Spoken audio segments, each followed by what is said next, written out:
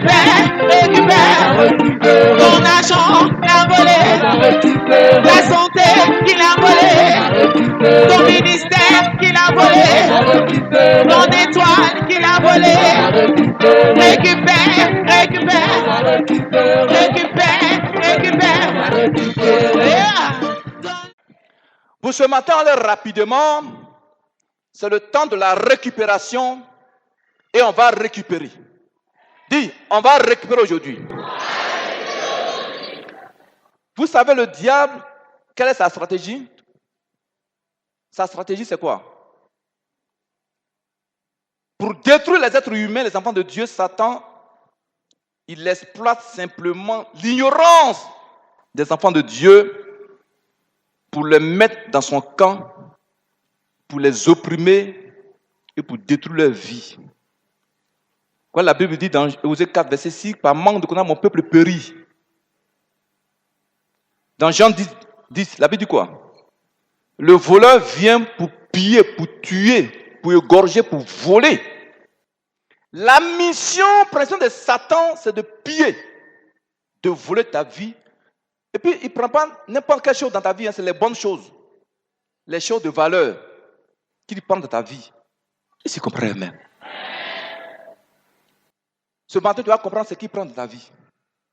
Et que ce matin, c'est que tu vas aller récupérer. Un puissant Amen.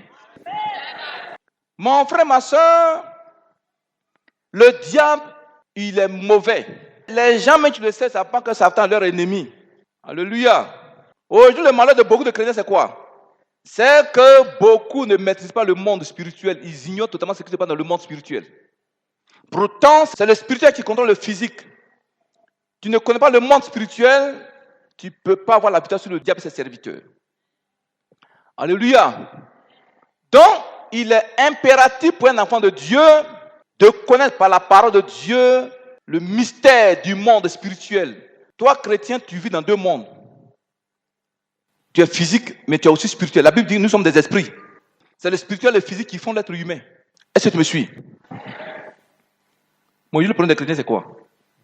On vit dans la chair. C'est ça qui nous tue. On obéit plus à notre volonté humaine. Alléluia. Donc ce matin, tu vas comprendre encore beaucoup de révélations qui vont te faire sortir du pouvoir de Satan. Alléluia. La fois passée, on en parlait du cas de David et de son armée que les Amalécites ont volé pied. Alléluia. Et avant ça, qu'est-ce que nous avons dit? On a d'abord parlé des alliances.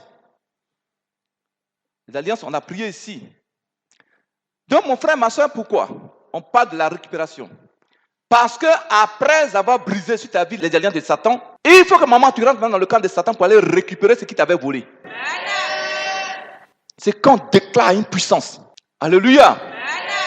Donc, on a parlé de la récupération depuis 2 dimanches, au lieu du 3e dimanche, parce que c'est un enseignement qui est une suite logique aux enseignements sur l'alliance. Vous me suivez? Tu as brisé les alliances sur la vie, il faut maintenant que tu récupères. Quoi? Ce n'est pas n'importe quoi tu vas aller récupérer. Satan prend dans ta vie ce qui t'est cher, ce qui a de la valeur, et ce qui va voler, piller, pour te faire pleurer. Devant vous ici, une année, dans le corps de la petite fille là, un bol a parlé, non? Je lui ai demandé, les gens t'adorent, puis tu les détruis, il dit, mais ils sont bêtes de m'adorer. Voilà comment le diable est méchant, non? Est-ce qu'ils comprennent bien les chrétiens? Donc ce matin, on va parler d'une autre personne dans la Bible qui a été courageux. Alléluia. Qui n'a pas eu peur de l'ennemi et qui a pu récupérer sa famille du pouvoir de ceux qui avaient pillé sa famille. Alléluia. Donc ce matin, on va encore continuer la récupération. Dis à ton voisin, il est l'heure. Dis, il est l'heure de la récupération. Tu es prêt? Prenez vos Bibles dans le livre de Genèse 14. Genèse 14. Tout le monde prend sa Bible. Tout le monde a sa Bible? Tu n'as pas de Bible. Mais tu ne sais pas lire, il faut avoir ta Bible. Je vais rendre le témoin de la grande sœur de ma fille là, qui lit là. Elle était ici. J'avais enseigné sur le sang de Jésus. Et puis sur la puissance de la Bible. Il vous a dit quoi? Quand tu dors, il faut ouvrir ta Bible à n'importe quelle page. Au chevet de ton lit. Ça dégage une puissance. Donc, elle est partie au funérailles de sa maman. Et puis, elle a ouvert sa Bible dans la chambre, au chevet du lit. Elle a une tante qui rentre dans la chambre. Elle sonne criant. C'est quel cahier? Vous avez ouvert dans la chambre là-bas, on ne peut pas rentrer. C'est quel petit cahier ça? Voilà, elle a parlé de cahier. Donc, la maman de la soeur, elle dit à sa fille, mais c'est quel cahier tu as ouvert dans la chambre là? Ma soeur est en train d'écrire comme ça. Donc, la petite, elle rentre dans la chambre. Elle ne voit pas de cahier. Elle voit sa Bible ouverte au chevet du lit. Elle dit, maman, c'est ma Bible, j'ai ouverte au chevet du lit là. Donc, quand elle est rentrée, elle a vu le feu. Donc, il y a cahier et cahier. Donc, ayez une Bible, maman. Même si tu ne sais pas lire, il faut avoir ta Bible. Les sorciers ont peur de ça, les missions ont peur de ça. Vous qui avez vos petits commerces, il faut que ça soit tout ouvert dans vos magasins. C'est là. Donc, prenez Genèse 14, à partir du verset 8 jusqu'au verset 16. C'est ce texte qui va nous servir ce matin à traiter ce message. Voici l'histoire du patriarche Abraham, le père de la foi. Celui-là même par qui toi et moi aujourd'hui nous sommes sauvés. À cause de sa foi, de sa crainte de Dieu, toi aussi aujourd'hui, toi et moi, nous sommes sauvés. C'est pourquoi il faut garder la foi en toutes circonstances. Pour qu'un jour, tu sois aussi un témoignage. Alléluia. Donc, on va commencer le texte pas à pas. Alors s'avançait le roi de Sodome, le roi de Gomorrhe, le roi d'Adam, le roi de Séboïm et le roi de Béla, qui est Soar. Et ils se rangeaient en bataille contre eux dans la vallée de Siddim, contre Kédo, la mère, roi d'Éléam, Tidal, roi de Gojim, Raphaël, roi de Shiné, et Ajok, roi de Lazare. 4 contre 5. Alléluia. Voici l'histoire de 5 rois qui sont allés provoquer 4 rois. Comme eux, ils sont 5 avec leur armée, ils sont beaucoup là. Ils ont dit, bon, il y a 4 rois, il faut qu'on aille les piller. Souvent, regardez, il ne faut pas avoir peur du nombre. Est-ce que tu me suis? La Bible dit quoi? Ce qui est en toi est plus puissant que ce qui est dans le monde. Tu vois souvent une situation, une grande situation, il ne faut pas avoir peur. Regarde à Jésus. C'est dans le moment difficile, mais il faut regarder au Seigneur. Tu peux continuer? La Bible dit que les 5 rois sont allés en guerre contre les 4 rois. Et malheureusement, les 4 rois les ont battus. Alléluia. Et la Bible dit, le roi de Sodome et Gomorrhe, ils ont fui. Ils sont tombés dans une vallée où il y avait de la boue. Amen. Et la Bible dit, au verset 11, la Bible dit quoi, ma fille? Les vainqueurs enlevaient toutes les richesses de Sodome et de Gomorrhe et toutes leurs provisions. Tu entends ça? Donc, les vainqueurs, les 4 rois, qu'est-ce qu'ils ont fait? Ils ont pillé toutes les richesses de Sodome et Gomorrhe. Toutes leurs provisions, leur nourriture, toutes les greniers, tous ont tout pris. Ils ont tout pillé. C'est comme ça le diable te fait, mon frère, ma soeur. C'est les rois qui ont pillé, c'est les rois. Ça veut dire quoi? C'est les rois sorciers, les reines sorcières de ton village, de ta famille, de la vie souveraine. C'est eux qui se coalisent souvent pour t'attaquer. Est-ce que me suivent même? Selon la dimension de la gloire, c'est les principautés, les reines sorcières qui t'attaquent eux-mêmes. Ce n'est pas les petits sorciers qui viennent. Hein. On peut continuer? Ils ont tout pris, ils ont tout pillé. Y compris qui? Ils enlevèrent aussi avec ses biens Lot, fils du frère d'Abraham, qui demeurait à Sodome, et ils s'en allèrent. Tu entends ça? La Bible dit dans la vie de Sodome et Gomorrhe, c'est Lot qui craignait Dieu. Mais malgré ça, il a été pillé. On a pris ses biens aussi. On a pris sa femme. On a pris ses enfants. Oui, c'est un chrétien. Seigneur, moi je t'ai pris. J'ai fait tout dans ta maison. Toujours des problèmes. L'autre craignait Dieu, non? Il a été pris à les païens. À cause de lui, l'autre, Dieu va permettre que Abraham aille les sauver. Oh, puissant. Amen. Ça veut dire quoi? À cause de maman, à cause de toi seul, Dieu peut sauver une nation. À cause de toi seul, dans un cas, Dieu peut sauver un cas de l'accident. À cause de toi seul, enfant de Dieu. À cause de l'autre, Dieu va envoyer Abraham avec son armée pour aller sauver ceux qui ont été pillés. Si tu me suis. Oui, ma fille dit quoi? Un fuyard veut l'annoncer à Abraham l'hébreu. Ah, donc il y a un soldat qui a fui du champ de bataille. Il allait voir, dit à Abraham, il a couru, il suait comme ça. Abraham dit, mon fils, il y a quoi? Les gens sont venus l'attaquer. Ils ont tout pris, ils ont tout pillé. Ils ont pris même ton frère, l'autre. Est-ce que tu me suis? Ma fille, qu'est-ce qui s'est passé à la suite là? Qu'est-ce qui s'est passé? Dès qu'Abraham eut appris que son frère avait été fait prisonnier, il ama 318 de ses plus braves serviteurs, nés dans sa maison, et il poursuivit les rois jusqu'à Dan. Est-ce que tu entends ça? La Bible dit quand Abraham a appris qu'on a pris son neveu, son frère, il n'a pas dit je suis vieux. Je ne peux rien contre ces rois et leur armée. Ils sont 4. Chacun va même payer de 2000, 3000 soldats. Est-ce que tu me suis même? Abraham a pris courage. Abraham n'a pas eu peur. Si c'est certains aujourd'hui chrétiens, ils vont dire, mais ils sont beaucoup. 4 rois. Ils sont près de 6000 soldats. Moi, je suis seul. Je n'ai aucune force. On n'est pas beaucoup. Mais Abraham a pris courage. Il n'a pas dit, je suis vieux, je ne vais pas affronter ces 4 rois et leurs 6000 militaires. Est-ce que je peux en donner un puissant? La Bible dit, Abraham a pris 318 personnes. Il a pris 318 jeunes gens, des serviteurs, ces boys, pour faire quoi? Pour aller affronter les 4 rois et leur armée. Si tu me suis. La Bible dit, quand Abraham a appris qu'on a pris son frère, il ne s'est pas assis. Aujourd'hui, il y a des chrétiens qui apprennent que leur frère a un problème, leur soeur a un problème. Souvent, même père, même mère, ça ne leur dit rien. Quand on dit c'est un frère chrétien, une soeur chrétienne qui a un problème, ça ne leur dit rien. Au lieu de prier pour la personne, pour leur frère, c'est pour le critiquer. Abraham allait défendre. Il dit, moi, je m'avais pris mon neveu. Si quel chrétien, son frère, sa soeur, c'est un problème, qui va se lever, qui a dit, ah, mon frère a un problème, je m'en vais prier pour lui, je vais jeûner pour lui, mais je peux l'aider, me financer, mais je peux l'aider. Qui me suit ce matin? Tu as un frère qui a un problème, c'est ton problème. Une soeur qui a un problème, c'est ton problème.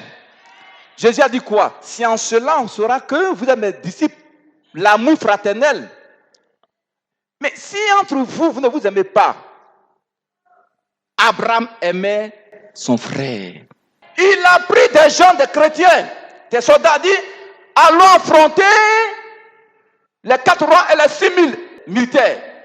Peut-être il y en a qui ont dit, ah le vieux, papa, tu es trop vieux, il faut aller là-bas, ils vont te tuer. Il y a des chrétiens, quand il y a un frère qui a un problème, au lieu de l'encourager, ils vont encore l'enfoncer. Pourquoi chrétien? Toi, pourquoi tu es comme ça même? Tu es chrétien, mais tu es païen. Qui est chrétien? Tu es chrétien, tu es sûr que tu es chrétien? Est-ce que vraiment on voit le fruit du Christ en toi? Jésus a dit quoi? On te reconnaîtra par tes fruits. Ta manière de parler, ta manière d'être, de même de t'habiller, c'est pas forcément porter des habits 800 000 francs. Non! Tu as un seul habit, c'est propre, tu portes. On voit que vraiment tu es un enfant de Dieu. Même tu vas quelque part, quand tu parles, on dit, ça c'est un enfant de Dieu qui est là. C'est-à-dire, il faut qu'on sache en toi que vraiment tu es un enfant de Jésus. Même parmi les païens, il faut qu'on le sache. Tu me suis? Donc Abraham a pris, il n'a pas eu peur. Il a pris courage. Est-ce que tu me suis? Pourquoi il a fait ça? Tu veux savoir pourquoi il a fait ça? Ma fille, prends-moi Josué chapitre 1, verset 5 à 6 et puis verset 9. Vous allez comprendre pourquoi le vieux Abraham n'a pas eu peur. Josué 1. Verset 5 à 6. Nul ne tiendra devant toi tant que tu vivras. Tu entends ça? Abraham a cru. Il sait que Dieu lui a dit. Pendant toute sa vie, personne ne peut tenir devant lui. Je commande ce matin, j'ordonne qu'aucun ennemi de ta vie ne puisse tenir devant toi. Personne ne tiendra devant toi. Aucun sorcier ne tiendra devant toi. Aucune maladie ne tiendra devant toi.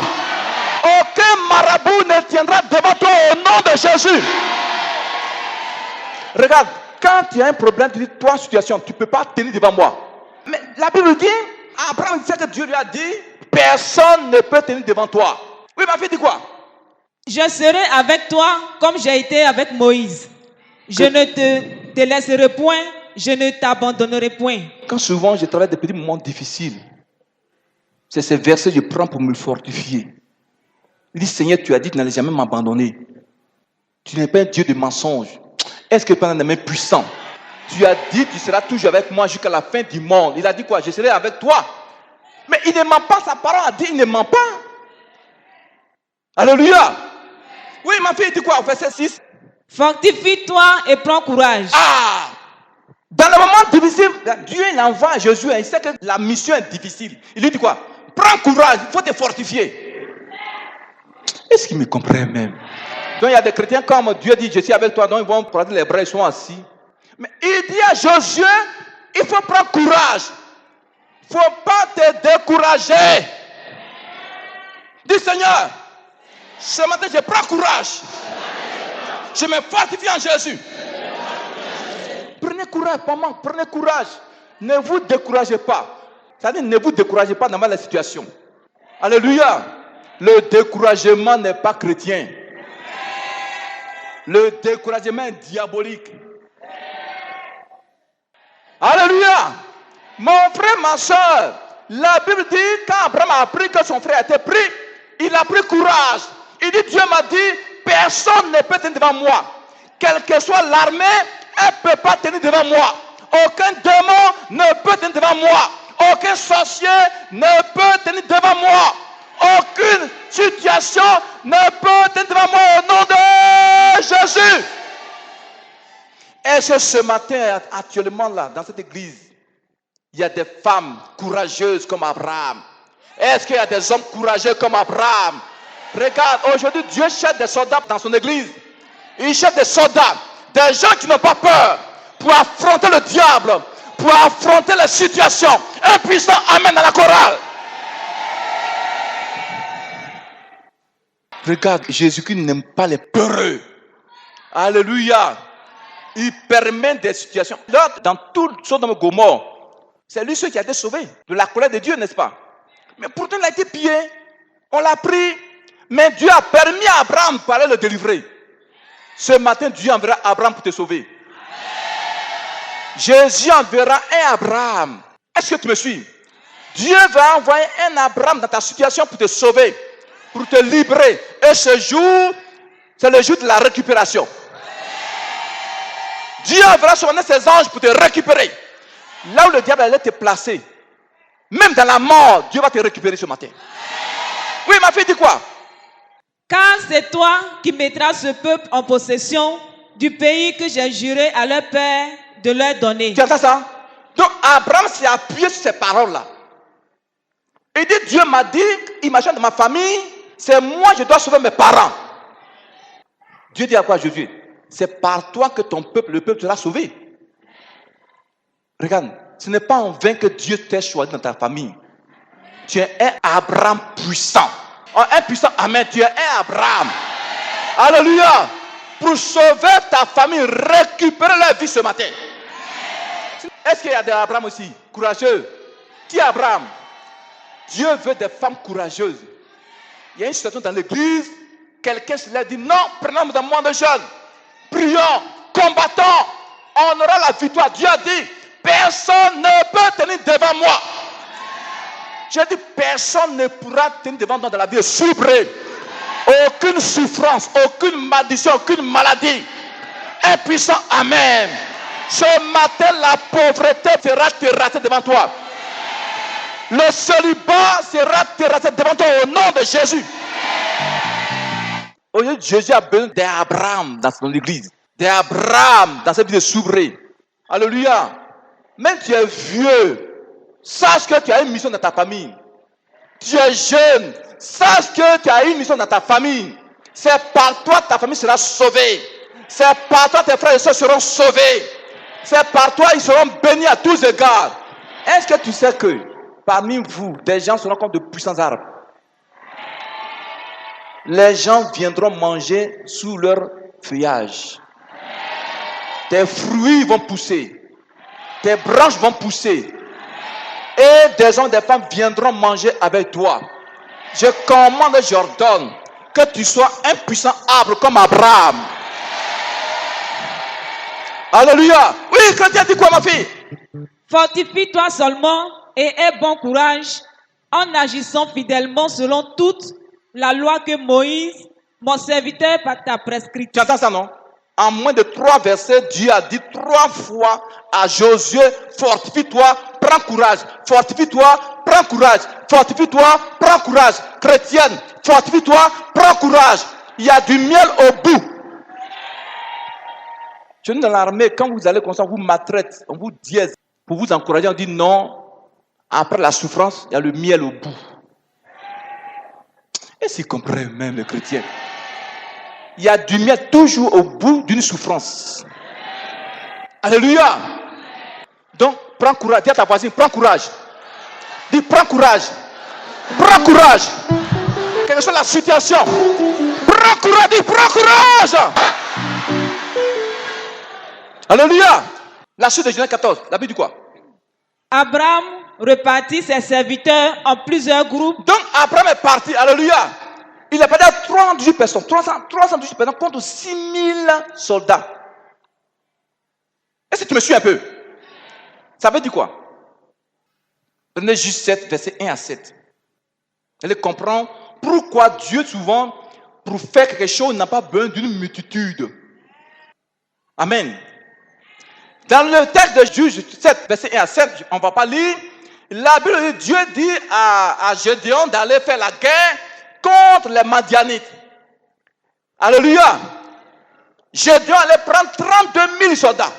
Dieu dit à Gédéon, mais qui t'a dit que c'est 32 000 soldats? Je t'ai dit d'aller en guerre. Ils sont trop nombreux. Il faut écarter moins 22 000 soldats. Est-ce que tu me suis? Donc, comment il a fait pour les faire partir? Il leur a dit, celui qui a peur, qui retourne à la maison. 22 000 personnes se sont retirées. Donc, il partait en guerre, elle a peur. Quand on devait aller contre le démon de Nawa, je voulais partir à 40-50 personnes. Maman prend des moments de jeûne, le Seigneur lui dit, il faut dire à mon fils, n'a qu'à prendre seulement 7 personnes. Est-ce que tu me suis? Dieu, souvent, pour se glorifier, n'a pas besoin du grand nombre. Vous êtes 2, 3. Il peut passer par bout pour se glorifier. Abraham a pris seulement 318 personnes pour aller en guerre. La Bible dit qu'arrivé, quand il a dit, celui qui a peur n'a qu'à se retourner. 22 000 personnes sont écartées. Il restait combien? 10 000 personnes. Dieu dit, ils sont encore trop nombreux. Il faut les envoyer au bord de la rivière. Ceux qui vont s'agenouiller comme ça pour boire de l'eau, elle leur met-les à l'écart. Ceux qui vont boire comme un chien boit, tu les mets à côté. La Bible dit, quand ils sont partis les 10 000 personnes, il y a seulement 300 personnes qui se sont mis à genoux comme ça pour boire de l'eau à leur main. Les autres, ils ont bu comme les chiens. Il dit, bon, ceux-là, tu les mets à côté, je ne vais pas aller avec eux. Va seulement en guerre avec 300 personnes. Abraham partait à combien de personnes? 318 ans. Gédéon, 300 personnes. Est-ce que vous comprenez même? Contre 6000 soldats. Donc, souvent vous êtes 2-3 personnes. À faire une réunion, faites. Vous faites action de grâce. Il y a 2-3 personnes, faites. Jésus est capable de passer par 2 personnes pour faire son action. Est-ce qu'il est maintenant puissant? Alléluia. Donc, je dois partir à 300 personnes, il a gagné. Abraham partait à 318 personnes contre 6000 soldats. Ça veut dire quoi? Il a gagné la guerre. Il a gagné les 4 rois et leurs armées. Il a même pris quoi? Ma fille, il a fait quoi? Verset 16. Il récupéra tout le butin. Qu'est-ce qu'Abraham a fait? Il a récupéré. La Bible dit, Abraham a récupéré toute la richesse que les gens avaient pillée. Avec combien de personnes? Contre 6000 soldats. Si Jésus est avec toi, dors en paix. Si Jésus est avec toi, est-ce que tu peux donner la même puissance ce matin? Si la Bible dit quoi? Si Dieu est pour toi, qui peut être contre toi? Ma fille, regarde, papa, si Jésus est avec toi, regarde, il ne faut pas te paniquer, papa. Il ne faut pas te paniquer devant les situations. Il va t'accorder la victoire. Qui me suit? Alléluia. Ce matin, comme Abraham, tu vas récupérer.